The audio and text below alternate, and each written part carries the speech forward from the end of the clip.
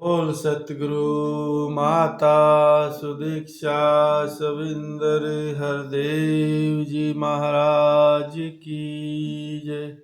निरंकारी राजपिता जी की जय।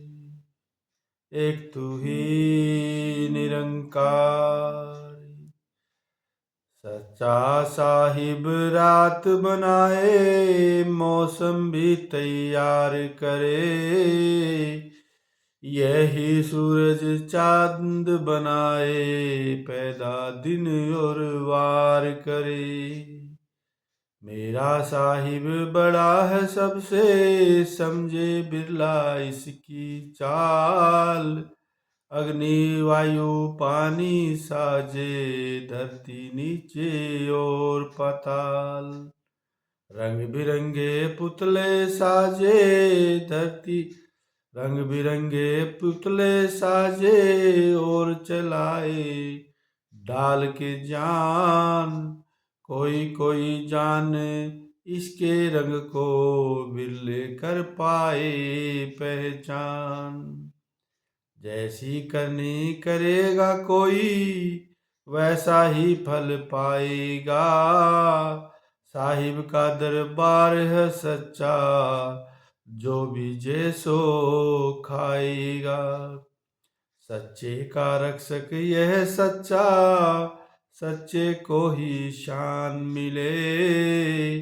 जग अंदर तो दुनिया पूजे दरगाह इज्जत मान मिले।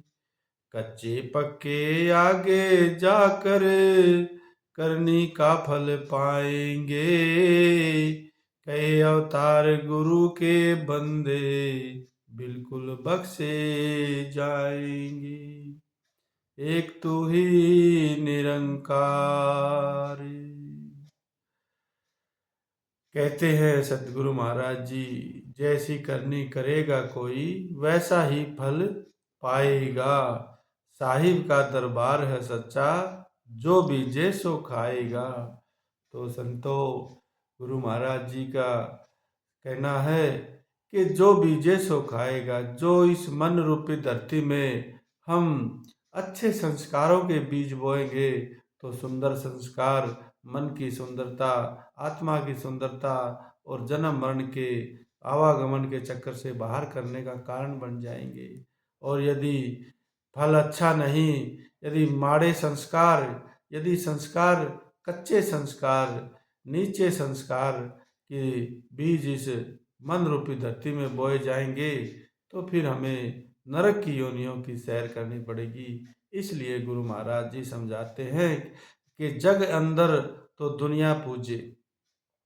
कहते हैं इस संसार में तो सतगुरु की शरण में रह के सतगुरु का मान सम्मान प्राप्त होगा ही होगा। लेकिन दरगाह इज्जत उस परलोक में भी, उस मालिक के धाम में भी, वहाँ मुख उजला करके जो जाएगा उसको इज्जत मान मिलेगी। उसके लिए वो मालिक के दरवाजे हर समय खुले रहेंगे। कच्चे पक्के आगे जाकर करनी का फल पाएंगे।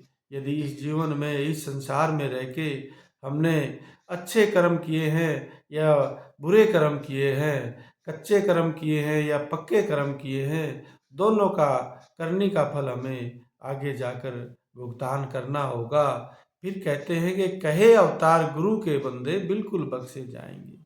कहते हैं जो गुरु के शरण में रह के जिन्हें जीवन भर अपने सतगुरु का मान सम्मान किया, अपने सतगुरु की बात को मान के अपना जीवन वैसा बना लिया, मालिक की भक्ति का रंग जिन्होंने अपने ऊपर पूरा पूरा चढ़ा लिया, वो फिर पूरे पूरे उस बख्शनहार के आगे जाके भक्ति का फल पाएंगे और मोक्ष मुक्ति के धाम में पहुंच जाएंगे।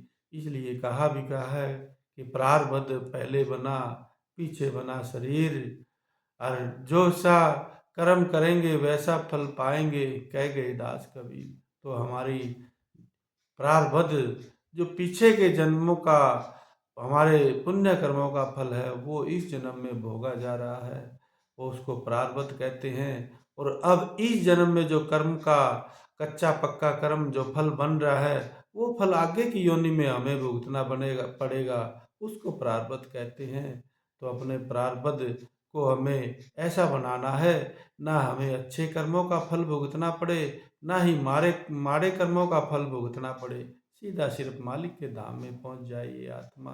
इन्हीं विचारों के साथ प्रेम से कहिए धन निरंकार।